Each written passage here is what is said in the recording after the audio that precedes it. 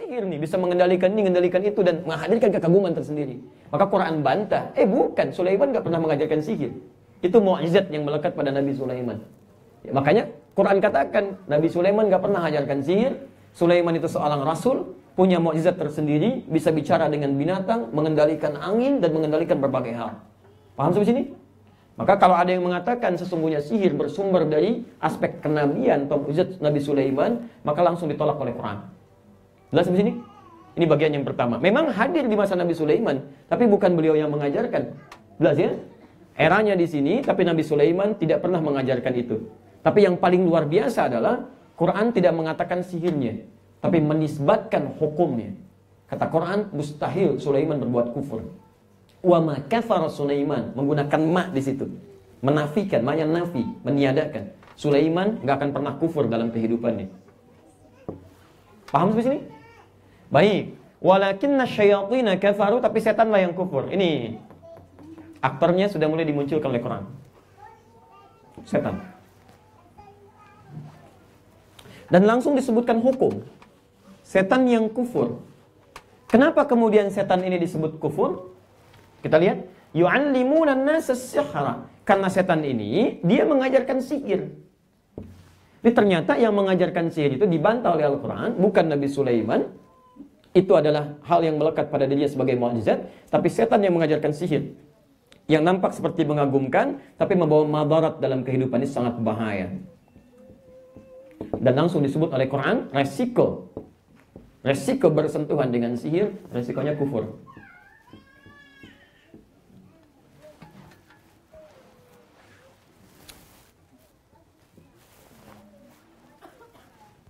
Baik. Pelan-pelan. Saya cek dulu. Sihir muncul di zaman siapa? Nabi Sulaiman. Nabi Sulaiman penyihir bukan? Bukan. Apa beliau? Nabi, Rasul, dan manusia, gitu kan? Baik. Dan dibantah oleh Quran. Sumber sihir dari siapa? Setan. Baik. Apa akibatnya kalau bersentuhan dengan sihir? Kufur. Jelas di sini? Baik. Siapa itu setan? Baik. Kalau tidak tahu katakan. Wallahu a'lam. Baik, malaikat ditanya berkata, Quran surah kedua ayat 32, qalu subhanaka la ilma lana illa ma 'allamtana. Kami enggak tahu ya Allah kecuali apa yang Kau ajarkan kepada kami. Maka sahabat ditanya, mereka berkata Allah wa rasuluhu a'lam. Saya enggak tahu, Allah dan Rasulnya yang tahu. Di malaikat dikatakan Allahu a'lam. Nah, sahabat dikatakan Allahu a'lam. Ada manusia bukan sahabat, bukan malaikat, bukan rasul. Ditanya, tahu semua. Buka Google dulu dilihat. Sudah gampang, enggak usah banyak mikir. Kalau enggak tahu katakan Allahu a'lam, singkat, nggak usah banyak dipikirin ya. Baik, mikirin bikin kita susah. Lihat jalan parkir penuh, mikir, masya Allah, sudah cari parkir yang kosong, selesai. Apalagi sekarang aneh-aneh ya, lihat awan gelap, mikir terus bikin status lagi. Sekarang Melbourne gelap ya, emang kenapa? Ada kerjaan. Ayo sini, lihat, siapa itu setan? Allahu a'lam, Allah yang tahu. Karena Allah yang tahu, kita tanyakan kepada Allah, siapa setan nih? Kan? Baik. Saya belum tuntaskan ayat ini, tapi saya coba temukan dulu ini. Hati-hati Bu ya, Pak, karena kalau bicara dengan setan, nanti bicara tentang setan, bukan bicara dengan setan ya. Kalau bicara tentang setan, ini akan kompleks masalahnya. Ya. Akan kompleks masalahnya. Lihat sini. Setan itu selalu digambarkan evil, gitu kan? Dengan iblis konotasinya. Padahal nggak setiap setan itu iblis. Yuk, apa bedanya antara setan dengan iblis? Ibu buka kalimat iblis pertama di Quran, surah kedua Al-Baqarah ayat 34. Oke, posisi paling kiri di pertengahan. Agak sedikit ke atas, ini yang nomor 7.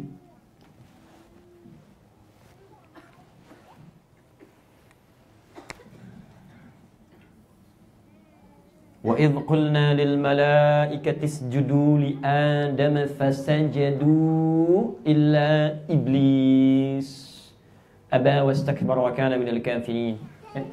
Dan ketika kami perintahkan pada para malaikat dan jin yang ada pada saat itu untuk hormat kepada Adam, sujud penghormatan. Ingat, bukan sujud penyembahan di sini. Sujud itu puncak penghormatan. Hormat. Maka semua hormat kecuali iblis. Kan? Aba, dia enggak mau menghormati Adam, wastakbar, karena sombong dia. Ya. Sikap sombongnya disebutkan di Quran surah ke-7 nanti, Al-A'raf dari ayat 11 sampai ayat 13-nya. Ya, ketika dikatakan ma mana'aka alla tasjuda id amartuk. Kenapa kamu enggak mau sujud ke Adam saat saya perintahkan? Ketika Allah sampaikan, "Hei, kamu saat sujud ke Adam itu bukan nyembah Adam, tapi karena saya perintahkan." Bukan karena sujudnya, saya enggak penting, enggak butuh dengan sujud kamu ke Adam. Sama dengan kita saat sholat, Bu ya, Pak ya. Saat kita sholat, tuh Allah nggak butuh dengan sujud kita. Semuka bumi dan langit nggak sholat, nggak akan menurunkan status Allah sebagai Tuhan. Tetap dia Tuhan. Tapi yang butuh kita untuk menunjukkan ketaatan kepada Allah. Makanya kata Allah, saya nyuruh kamu sujud bukan karena sujudnya, tapi karena saya perintahkan kamu. Kamu nggak taat sama saya. Apa kata iblis? Ana khairun minhu. Saya lebih hebat dibandingkan dengan Adam. Khalaqtani min narin wa khalaqtahu min tin. Kau ciptakan saya dari api, dia cuma dari tanah aja.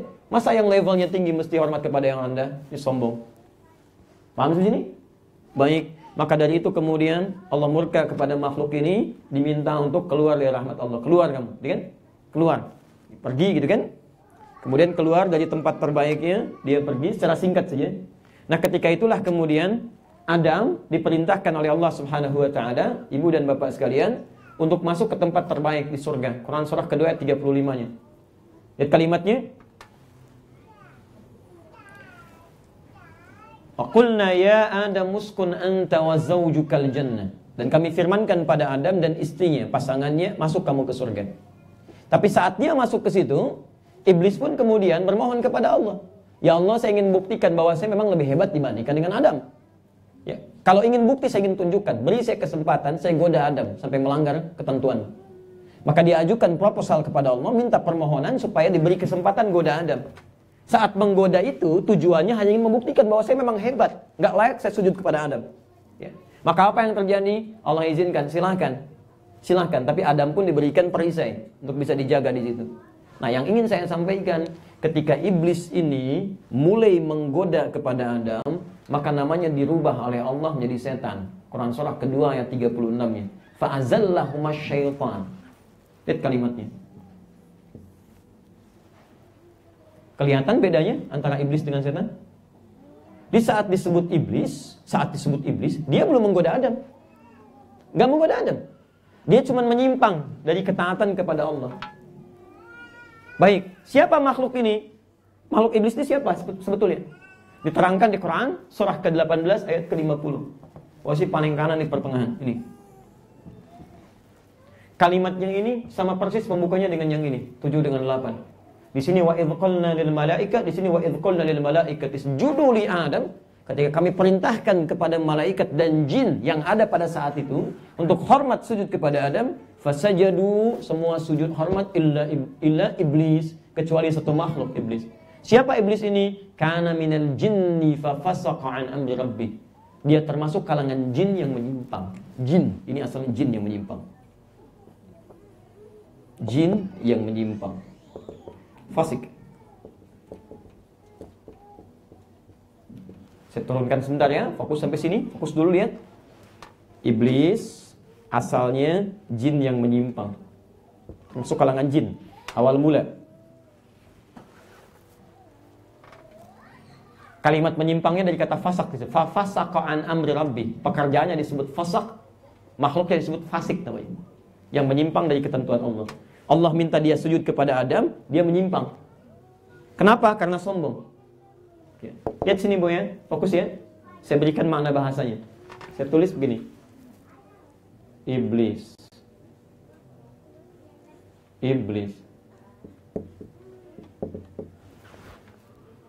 Kalau saya turunkan akar katanya, ada balasan.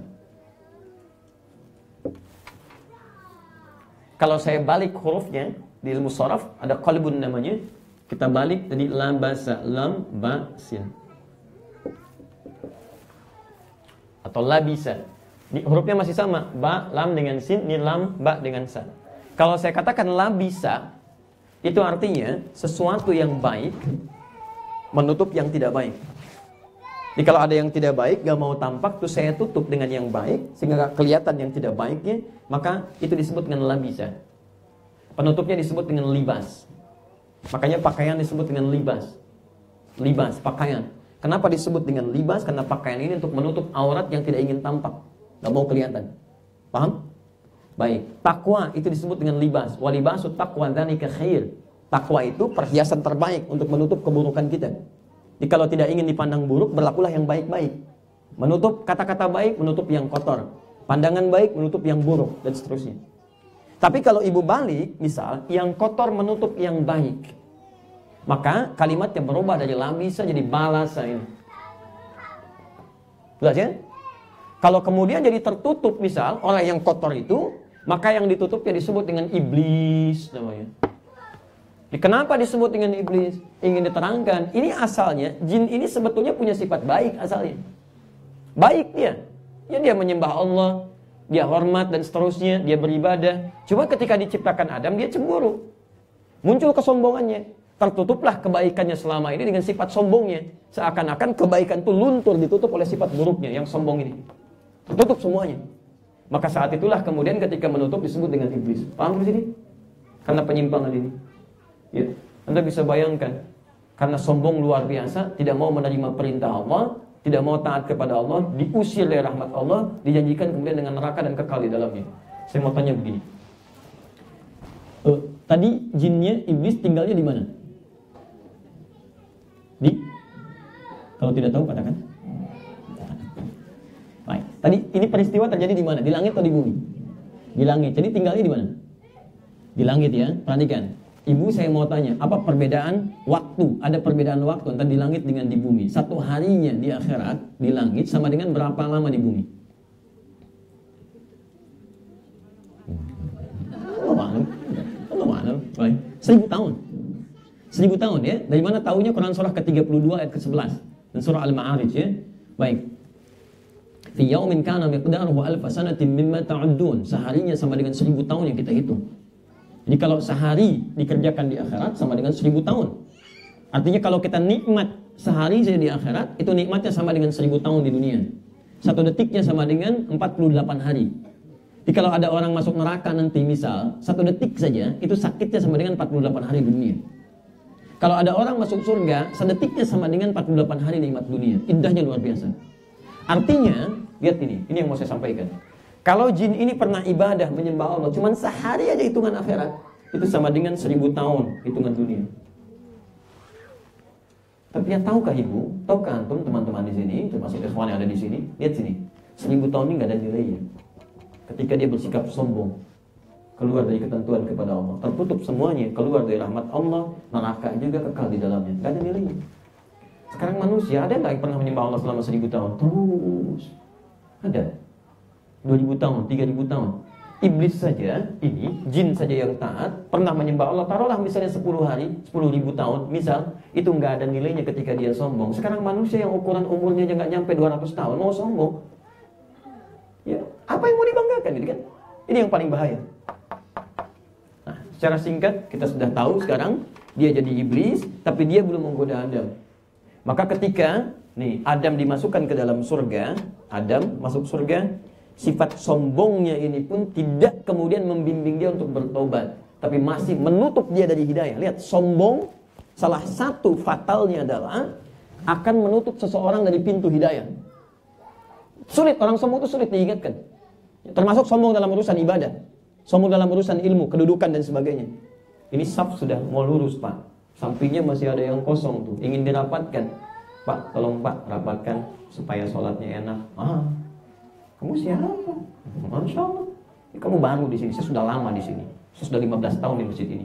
Padahal masjidnya baru 10 tahun Bu. Ya, kadang-kadang susah gitu. Nah ini, jadi susah mau diingatkan pada yang baik, sulit. Jadi sombong itu kadang-kadang bisa menutup pintu untuk mendapatkan masukan bahkan hidayah. Firaun gak mau tobat karena sombong. Korun ya tidak karena sombong. Hampir semuanya musnah karena sombong. Gitu. Ini poinnya. Nah, karena sifat inilah kemudian dia ingin buktikan, bukan tobat. Ketika Allah murka kepadanya, Allah sebetulnya masih memberikan peluang untuk tobat. Tapi karena sifat sombongnya dia katakan, saya akan buktikan ya Allah saya lebih hebat dibandingkan dengan Adam. Beri saya kesempatan untuk menggoda Adam. Maka ketika iblis menggoda Adam, namanya dirubah oleh Allah menjadi setan. Lihat. Quran surah kedua ayat 36. Fa'azallahuma syaitan.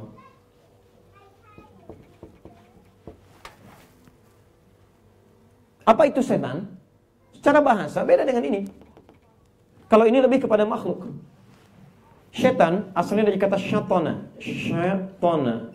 Shin besar, ta nun. Apa itu syatana? Sesuatu yang menjauhkan, hal yang menjauhkan dari rahmat Allah Subhanahu wa taala. Kalau mau dipersingkat, segala hal yang menjauhkan kita dari Allah itu disebut dengan syatana.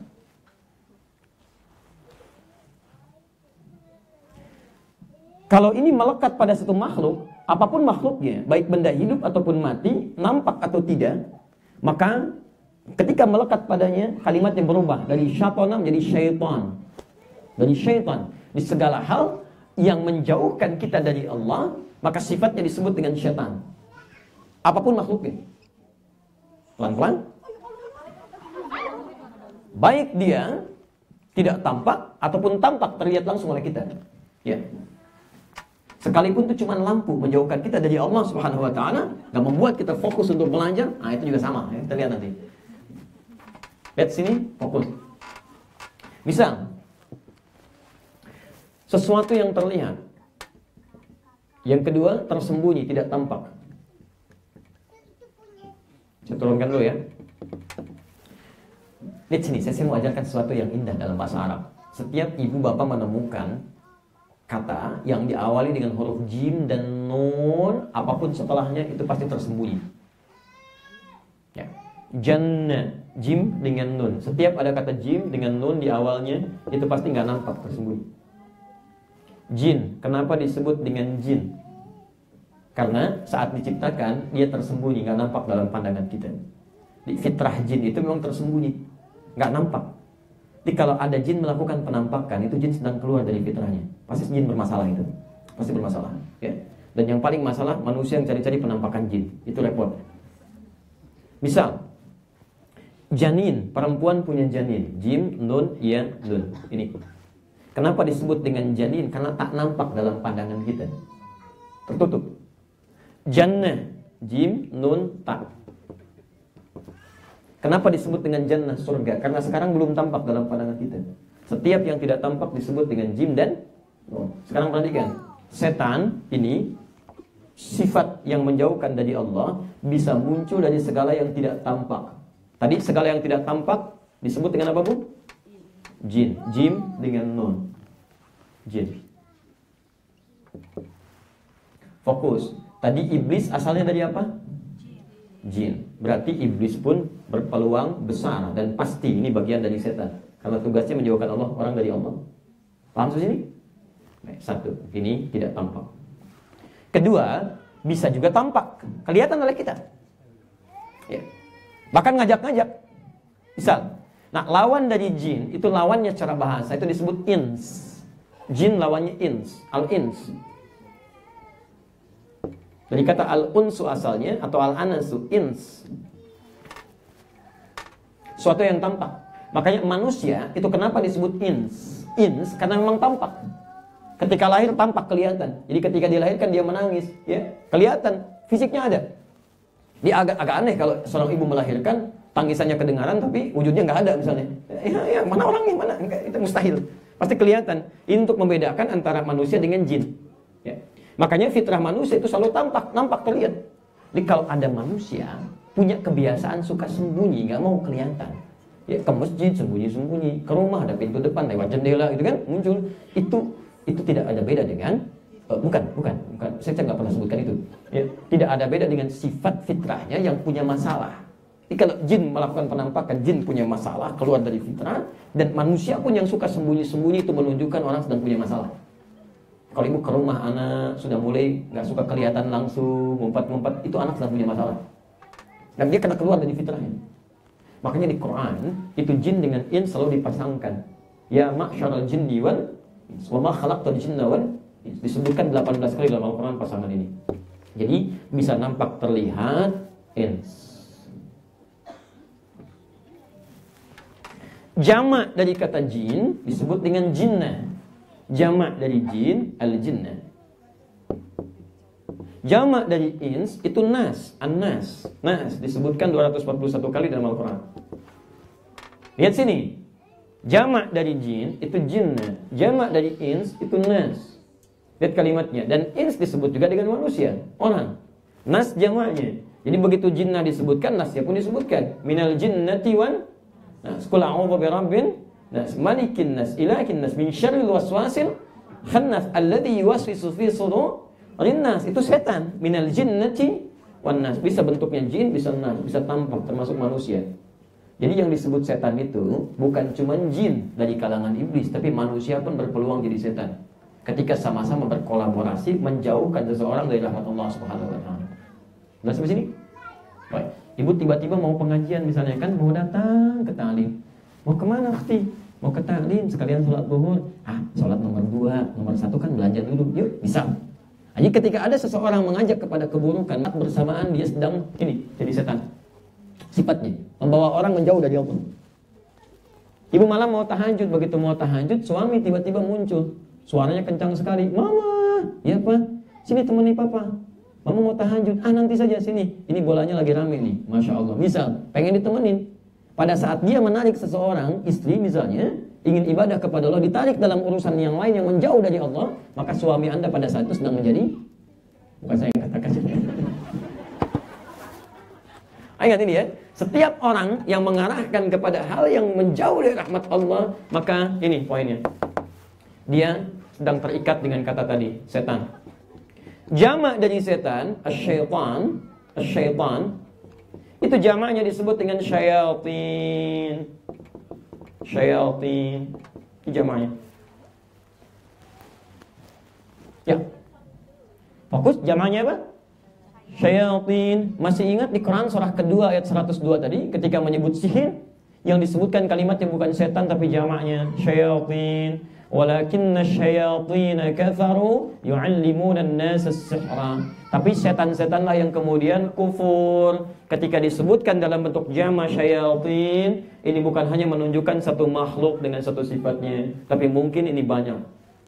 Jadi Quran ingin mengatakan yang terkait dengan sihir itu barangkali bukan hanya kalangan jin saja yang dipelopori oleh iblis, tapi boleh jadi ada kalangan manusia pun terlibat di situ.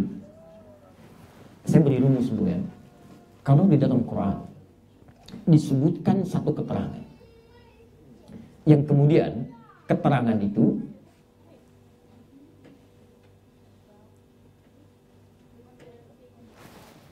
baik, tapi ini bukan setan. Baik, bisa dimana-mana berada kita teruskan ya. Baik. Ya.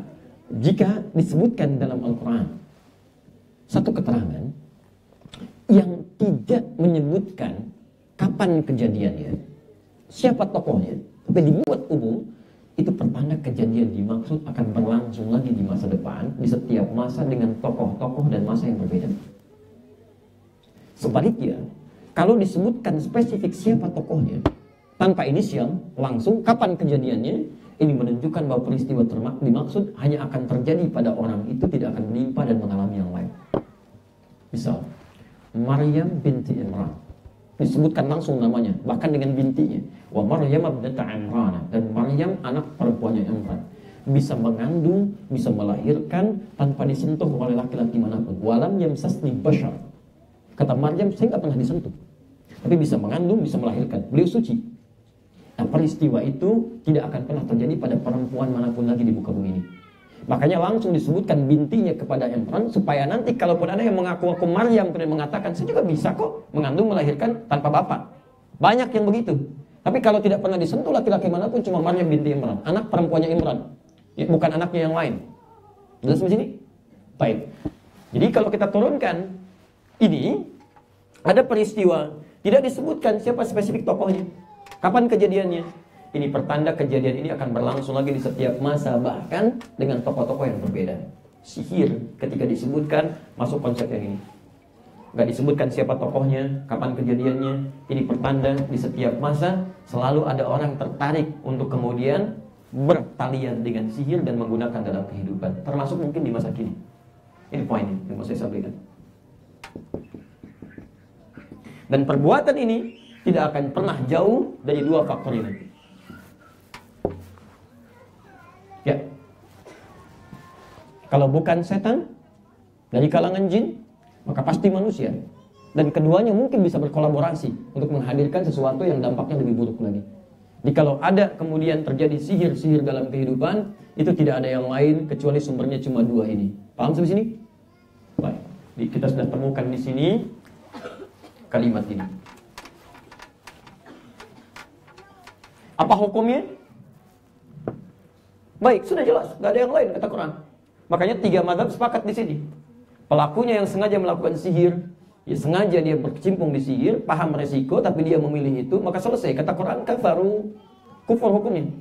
Makanya Imam Abu Hanifah, Imam Malik, Imam Ahmad, sepakat 3 imam ini menghukumi pelaku sihir yang langsung dengan sihir, ya langsung mengerjakan sihirnya, bukan terkait dengan perantara-perantara, magic dan sebagainya, misal yang menggunakan benda-benda, ya itu langsung dihukumi sebagai kufur.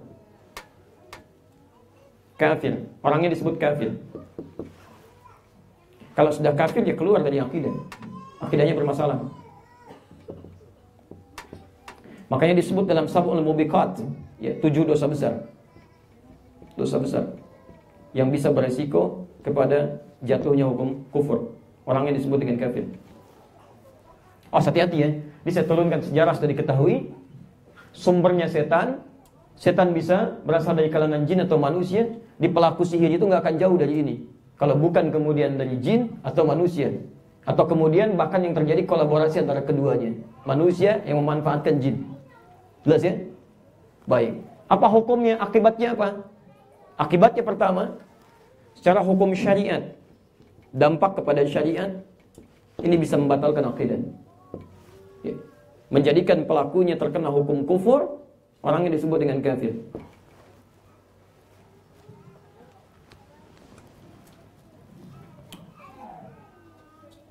Baik, pelan-pelan sekarang. Sekarang saya mau terangkan dulu sebentar ya. Saya mau terangkan sebentar.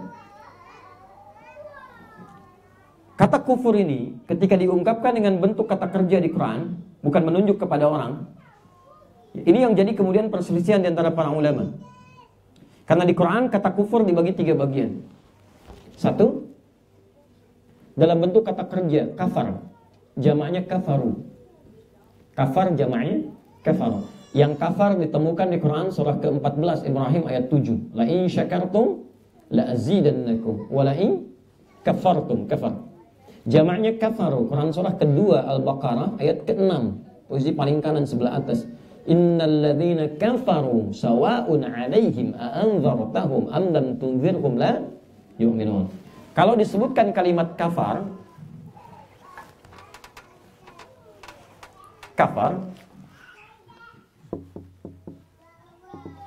ini yang dimaksud perbuatannya, bukan orangnya.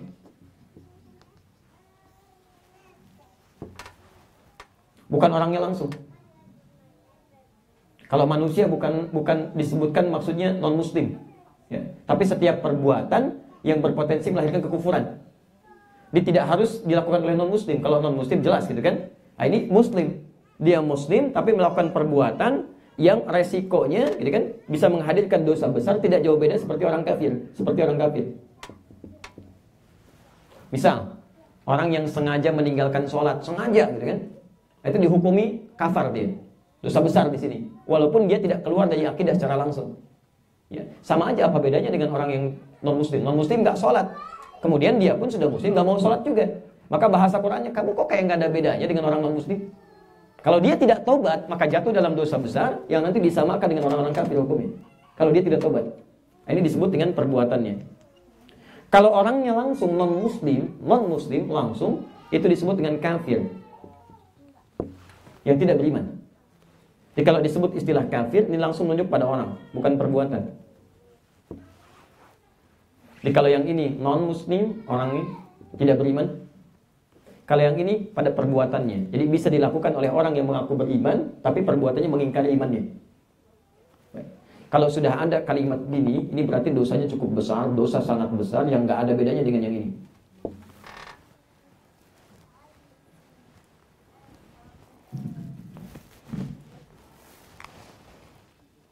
Dan sebetulnya kata kafir itu kafir gitu kan, tidak hanya menunjuk kepada yang tidak beriman non-muslim, tapi sebetulnya kata yang sangat sopan dalam bahasa Arab ini. Halus sebetulnya, sopan. Karena kafir itu asal katanya sesuatu yang terhalang. Sesuatu yang terhalang. Gak pakai terhalang. Misalnya. Ini apa? Spidol, saya simpan di belakang ini. Spidol terhalangi oleh ini. Maka saya sebut hadi kafirah. Kafir, terhalang. Diserap ke dalam bahasa Inggris jadi cover. Cover itu penutup, terhalang. Penutup, sesuatu yang menghalang. Itu dari bahasa Arab. Banyak kok kosakata bahasa Arab diserap ke dalam bahasa Inggris. Sugar. Sugar itu dari kata sukar, gula. Sugar gitu ya, banyak. Ya, cover, tertutup.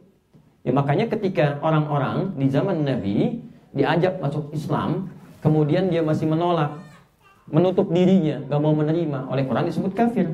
Dan mereka gak marah karena sopan bahasanya. Silakan cek oleh ibu. Ada sekelompok kalangan tokoh-tokoh orang-orang pada saat itu datang kepada Nabi malam-malam, mengatakan, Muhammad, kita gak usah lah, kita memang beda, tapi kita gak usah ribut, gak usah berselisih, gak usah perang. Gini aja, kita gantian aja. Kami nyembah Tuhan kamu sekarang, besok-besok kamu nyembah Tuhan kita, bergantian kita. Apa jawaban Nabi? Nabi diam, turun ayat. Surahnya bahkan disebut dengan nama mereka, Al-Kafirun, jamak dari kata kafir. Qul ya ayyuhal kafirun, katakan Muhammad pada mereka, hei orang-orang kafir. Kafir, ketika dikatakan kafir, mereka tidak marah kok. Karena mereka mengakui ketika diajak, mereka nggak mau. Hei kafir, memang saya kafir, saya menutup diri, saya nggak mau dengar kamu Muhammad. Makanya ketika ayatnya turun, mereka itu orang jahiliyah, fasih bahasa Arab, sangat mengerti bahasa Arab, disebut kafir nggak marah. Kenapa kamu nyebut kafir? Dasar begini? Enggak, biasa aja. Karena kata-katanya sangat sopan sebetulnya, kamu masih terhalang. Iya, saya memang terhalang, kamu mau apa? Kata mereka demikian. Makanya ketika ayatnya turun, mereka biasa saja, mereka pergi. Yang paling aneh itu orang sekarang. Ya, disebut kafir, dia nggak bisa bahasa Arab, ya, juga nggak paham bahasa Arab, nggak bagus bahasa Arabnya, nggak pasti bahasa Arab, disebut dengan bahasa yang halus, marah. Kamu kafir, kata siapa ya? Oh, Masya Allah, orang Arab aja nggak marah, kenapa antum marah? Itu bahasa sangat sopan sekali loh, sopan sekali. Silakan bedakan dengan sisi yang lainnya. Saya pernah temukan kalimat gitu kan, entah di mana, ya, orang yang tidak sepaham disebut dengan domba. Anda bisa bayangkan, kita masih sopan terhalang, ini domba, tersesat lagi, domba-domba yang tersesat, misalnya, ini statusnya jadi turun di situ. Ini cuma perbandingan ilmiah ya, hati-hati juga, jangan capek kemudian jadi marah, dan besok-besok saya pulang di sini tersangka nanti.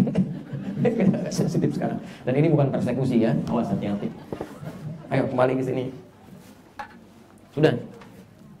Nah, jadi saya mau turunkan supaya kita paham bedanya. Kalau yang ini orangnya. Kalau yang ini perbuatannya. Kalau kita mau gabungkan keduanya, kemudian bisa berbahaya bagi kepentingan akidah, bahkan menzalimi kemudian orang-orang Islamnya, maka dijamakkan bentuknya. Keduanya digabungkan jadi kufar namanya, kufar. Ini perbuatan plus orang. Ada di Quran surah ke-48 ayat ke-29. Quran surah 48 ayat 29. Muhammad Rasulullah walladzina ma'ahu asyidda'u 'alal kuffar. Muhammad itu utusan Allah. Orang-orang yang mengaku mengikuti beliau bersama Nabi, bersama tuntunan Nabi, tegas pada segala hal yang menyimpang. Tegas. Pada perilaku yang menyimpang ini, yang melahirkan dosa besar, tegas, jauhi, hindari. Zero tolerance. Gak ada toleransi di sini.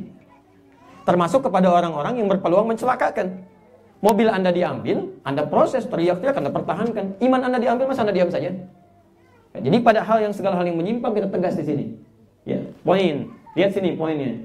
Dan sihir digolongkan pada ini. Tidak disebut dengan ini. Seakan-akan Quran ingin mengatakan, lihat kalimatnya, bahkan sihir pun berpeluang dikerjakan oleh orang yang mengaku muslim. Tapi dia melakukan ini. Dan itu dosa besar. Jika Anda menemukan yang seperti itu, tegas. Tinggalkan, jauhi, karena resikonya bisa berbahaya. Paham sampai sini? Baik. Kita punya waktu berapa menit lagi? Atau habis? Karena kita belum membahas tentang dampaknya kepada fisik, kemudian bagaimana cara mencegahnya plus mengobatinya. Kita punya berapa menit lagi? 10 menit lagi. Oh, baik, alhamdulillah. Saya sih kalau nggak salah, saya ingat tadi 12:10 kita berhenti, kemudian kita jeda gitu kan. Baik, kita teruskan 10 menit lagi insyaallah. Bismillah. Ayo, sekarang kita masuk cepat sekali ke sini. Akibat kedua kepada fisik plus dengan solusinya. Quran surah ke-113 nih. Nanti ini terakhir saya sebutkan ini. Kalau benar-benar masih ada, kita bisa berkisah tentang dua orang malaikat Harut dan Marut ya, tapi kayaknya agak susah mengambil waktunya. Lihat sini. Qul a'udzu birabbil falaq. Katakan, Muhammad, aku berlindung kepada Allah Tuhan yang menguasai al-falaq. Apa itu falaq?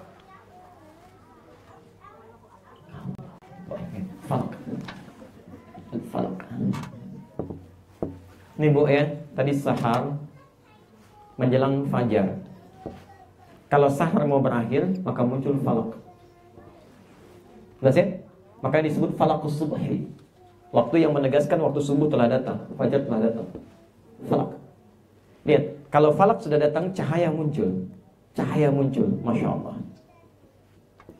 Jadi sesuatu cahaya menembus yang gelap, Masya Allah. Dengan datangnya cahaya ini, yang gelap kemudian sirna. Ya, yang gelap sirna. Makanya diisyaratkan di Quran dengan benang putih membelah benang hitam. Quran surah kedua 187. Wa kulu washrabu hatta yatabayyana lakumul khaytul abyadu minal khaytil aswadi minal fajr. Silakan kamu makan, minum sepuasnya di malam Ramadan sampai tiba benang putih membelah benang hitam ya dalam suasana fajar. Maksud benang putih membelah benang hitam itu, jadi cahaya sudah muncul, yang hitam sudah mulai terhilangkan. Lihat indah sekali kalimatnya. Ketika akan menyebut sihir, kemudian meminta solusi, karena ayat ini terkait dengan sihir surat ini. Sihir itu disebut tadi gelap. Suatu yang remang kan, gelap kan? Kalau Anda ingin ngatasi tentang sihir itu, maka berlindunglah kepada Allah yang punya cahaya untuk menembus segala kegelapan itu. Kalau Anda kemudian terperangkap oleh sihir, dikerjain orang dan sebagainya, maka minta perlindungan pada pemilik falak yang dia punya sinar bisa menembus segala yang gelap itu, termasuk sihir hancur kemudian oleh sinar Allah Subhanahu wa taala. Paham di sini? Min syarri ma khalaq. Khalaq ma khalaq. Dari segala keburukan makhluknya. Syarrun itu tidak ada yang lebih buruk dalam bahasa Arab menunjuk pada satu keburukan kecuali diungkapkan dengan kata syarrun. Syarrun jamaknya syurur. Wa min syururi anfusina wa min sayyiati a'malina. Syurur itu jamak dari kata syarrun. Tapi ingat kalimatnya menggunakan shin besar bukan sin kecil. Awat ingat ya? Ingat menggunakan shin besar bukan sin kecil. Kalau sin kecil sarrun, sururun itu artinya kebahagiaan. Ya Allah, wa min sururi anfusina. Kami berlindung kepadamu ya Allah dari perasaan bahagia yang sedang hadir kepada kami. Kalau Anda bacakan menggunakan sin artinya Anda pengen sedih gitu. Pengen hilang kebahagiaannya. Tapi kalau menggunakan kata syururun, jamak dari kata syarrun, keburukan yang dahsyat, dampaknya buruk sekali. Ya. Jadi ada buruk banget. Ini buruk sekali. Bukan cuma sekali sebetulnya, 2 kali, 3 kali, 4 kali dan seterusnya. Nah, ini ada makhluk yang melakukan perbuatan yang sangat buruk, yang dampaknya juga luar biasa jahatnya. Ya. Di antaranya sihir. Sihir ini dikategorikan pada perbuatan yang sangat buruk, dampaknya luar biasa jahat. Dan lihat ibu ya, Allah mengungkapkan tidak dengan kalimat sayatin lagi. Ma khalaq. Ma ismun mausulun yadullu 'alal 'amiyah. Huruf yang menunjuk kepada segala jenis benda pada umumnya, baik benda mati ataupun benda hidup. Artinya Allah ingin memberikan isyarat perangkat-perangkat sihir pun bukan hanya menggunakan benda hidup, tapi benda mati pun bisa digunakan. Memang yang ingin dijahili orang lain, tapi yang dipegang kan boneka. Tusuk sini, tusuk sini, tusuk sini. Yang dipegang kayu, pakai paku dan sebagainya dengan simpul yang luar biasa, ditanam kemudian di tanah dan sebagainya. Ini ingin menunjukkan bahwa media-media yang digunakan dalam sihir digunakan oleh berbagai makhluk, bisa menggunakan yang hidup ataupun yang mati. Yang hidup bisa dengan jin, yang datang tadi undang, pulang tadi hantar dan sebagainya dan seterusnya gitu kan. Datang sampaikan ini itu dan seterusnya. Tapi ada juga yang menggunakan benda-benda mati tapi sangat buruk sekali dampaknya. Kalau sudah disebutkan syarrun, maka dampaknya kepada 2 bagian. Bisa kepada fisik. Makanya perbuatan seperti maaf, ini kayak pembunuhan yang sifatnya dengan hal yang menghancurkan itu disebut syarrun namanya. Syarrun. Kayak ada kan orang ada nembak ya, tapi ini dengan bom misalnya. Ya, saya pernah dengar ada satu sistem di Korea Utara itu yang menghukum seseorang yang salah langsung dirudal oleh rudal balistik itu. Itu syarrun namanya. Syarrun. Ada potongan, ada pecahan dan sebagainya. Jadi Quran ingin menggambarkan bahwa dampak sihir itu ada dampak yang sangat buruk terhadap fisik, sehingga orang itu ketika mengalami sedemikian tersiksa. Hidup kadang nggak tampak gitu kan seperti orang sehat, tapi sebetulnya sakit di mana-mana sakitnya. Jadi terhadap fisik itu berbahaya. Kemudian yang kedua, dia bisa menggunakan juga benda-benda mati yang dijadikan sebagai wasilah, perantara, elemen untuk bisa menghadirkan ini. Magic atau sihir yang dimaksudkan. Bagaimana cara dia melakukan itu? Lihat kalimatnya. Qul a'udzu birabbil falaq min syarri ma khalaq wa min syarri ghasiqin idza waqab, dan dari kejahatan malam apabila telah gelap gulita, telah tiba. Masya Allah, dihadirkan dalam suasana malam yang gelap gulita. Ini kalau ditafsirkan lebih jauh lagi, bisa dihadirkan suasana malam, bisa dihadirkan orang yang terkena oleh keburukan-keburukan ini seperti seakan-akan merasakan gelap dalam kehidupannya. Siang memang jalannya, matahari ada, tapi kok dirinya kayak gelap gitu. Kayak orang nggak sadar, jalan ini capek, berat, sulit, kayak sulit luar biasa.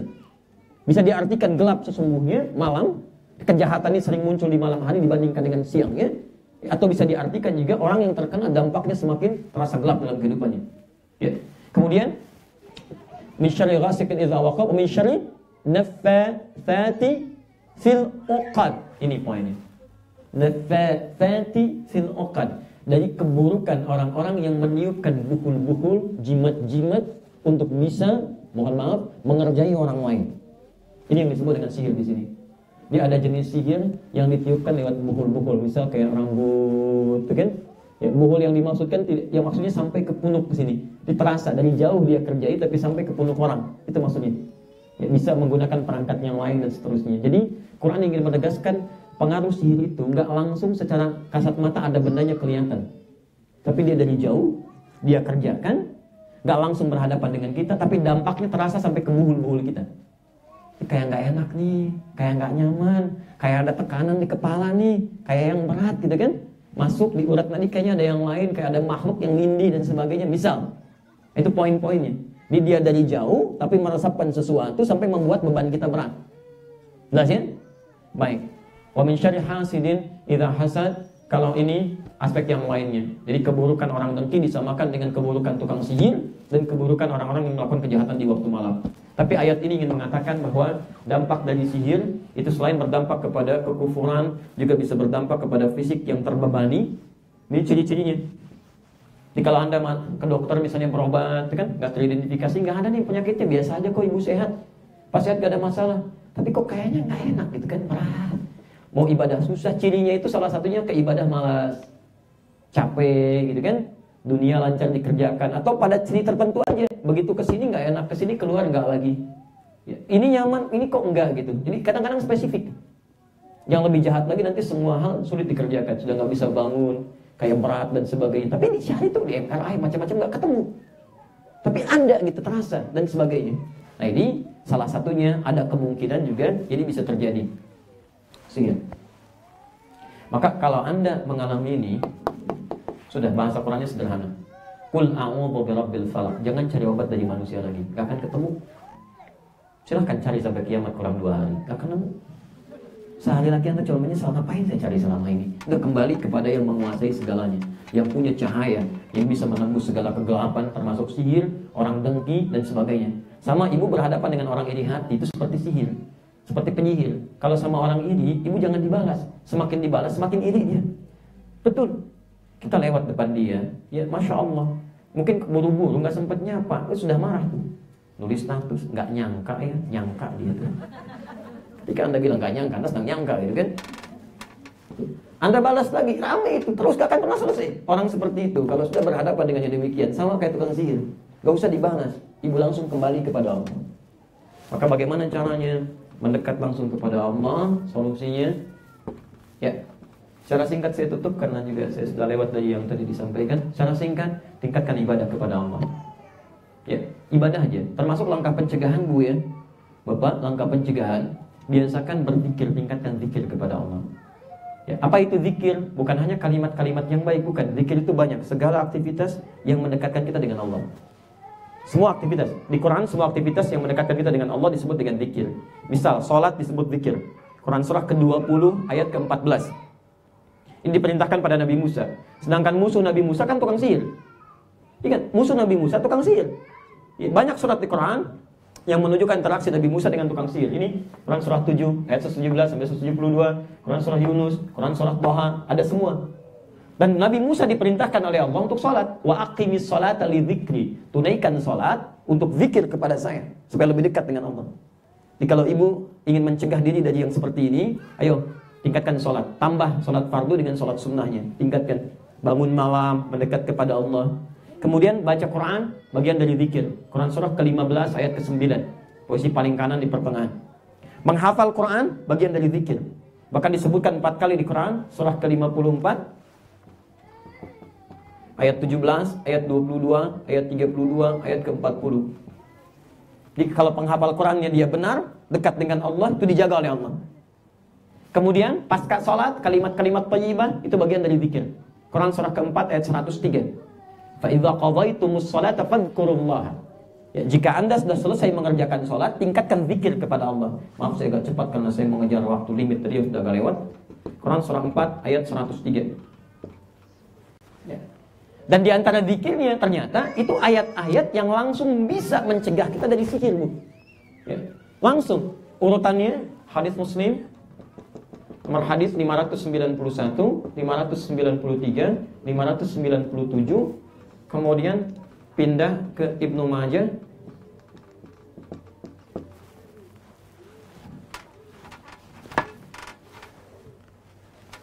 925. Sebelum ini bacakan Abu Daud nomor hadis 1523.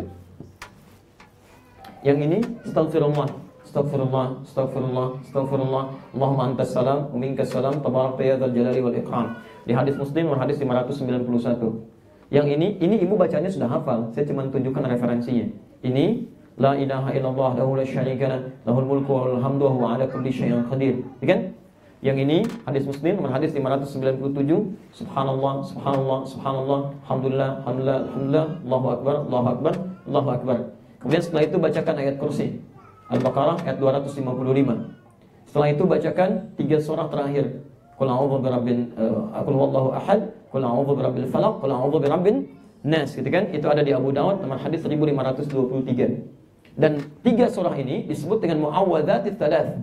3 surah yang digunakan untuk berlindung kepada Allah dari kejahatan semua makhluk. Ya, muawwadzatis tsalath. Kalau enggak sempat 3 surah, bacakan 2 surah terakhir. Disebut muawwadzatain. Di Al-Falaq dengan An-Nas. Tapi kalau mau bagus, mulai dari Al-Ikhlas. Al-Ikhlas, Al-Falaq, An-Nas. Setelah itu kemudian Ibnu Majah nomor hadis 925. Berdoalah kepada Allah, minta supaya dijaga. Ya, doa yang paling singkat, minta yang umum-umum. Ya. Allahumma inni as'aluka ilman nafi'a wa rizqan thayyiba wa amalan mutaqabbala. Itu yang paling singkat dibacakan oleh Nabi setelah salat di Ibnu Majah nomor hadis 925. Tapi kalau Anda mau teruskan khusus spesifik permintaan, mintakan kepada Allah dari hal-hal yang ini, yang buruk-buruk. Anda bisa bacakan ayat-ayat ini yang saya tuliskan. Ini ayat khusus tentang sihir. Ya, jadi kalau ada orang-orang terindikasi ini, Anda bisa bacakan ini. Kalau sihirnya sudah demikian kuat, gak mempan diatasi, maka solusi terbaiknya umroh aja. Umroh aja, datang ke Mekah, ke Madinah. Ya. Karena sihir gak bisa menembus 2 kota ini, maka simpul-simpulnya akan terlepas dengan sendirinya. Ini saran saya. Ya, saya mohon maaf gak bisa uraikan panjang karena waktu kita sudah habis. Jadi saya cuma percepat. Lakukan amalan-amalan zikir supaya lebih dekat dengan Allah. Kalau sudah seperti ini, Qurannya langsung yang menyampaikan. Allah yang mengatakan. Kalau Allah sudah berfirman, gak mungkin keliru. Innahu la yuflihus sahiru haitsu ata. Tukang sihir itu gak akan pernah berhasil, akan selalu gagal dari manapun dia datang. Mau menggunakan setan, menggunakan jin, menggunakan benda, gak akan pernah menembus orang-orang ini. Ya, orang-orang ini. Jadi dekati Allah dengan zikir, tingkatkan zikir dengan segala jenisnya, bacakan juga ayat-ayatnya, dekati kemudian dengan ibadah. Kalau kemudian karena terlambat sudah kena, sulit dilakukan, udah ajak aja ini umrah atau lakukan haji. Ya, misal mulai dari Mekah, dari Madinah, nanti simpulnya lepas pelan-pelan tuh. Simpulnya lepas, karena sihir itu nggak akan bisa masuk ke wilayah-wilayah ini dalam keadaan-keadaan yang baik dengan iman yang benar. Ya, dan itu sudah banyak kisah. Ada orang yang luar biasa, jinnya juga besar, luar biasa, susah diatasinya itu. Susah diatasinya. Jadi begitu kemudian sulit, udahlah umrah aja. Begitu berangkat, nyampe ke Madinah lepas tuh. Hilang. Dari Mekah pulang ke Indonesia sudah bersih lagi. Baik. Tapi kalau itu kemudian selesai pun mesti dijaga. Jangan melakukan kebiasaan yang jauh dari Allah lagi. Jauhi yang tidak baik, jauhi yang disenangi setan. Setan itu keadaan rumah yang kotor, makanan yang haram, minuman yang haram, perbuatan yang haram. Setan senang. Yang begitu gampang kok. Jin gak kena sihir pun sudah mudah sama setan, ditiup dikit sudah keluar.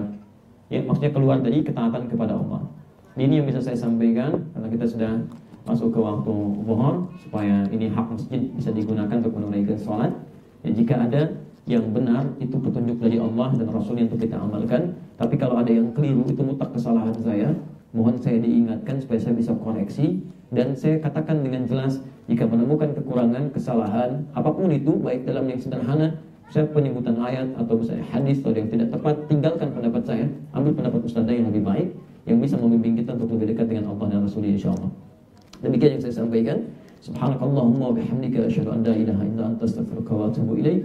Wa akhiru da'wana alhamdulillahirabbil alamin. Wa'afu minkum. Jumpa malam nanti di Westall insyaallah. Assalamualaikum warahmatullahi wabarakatuh.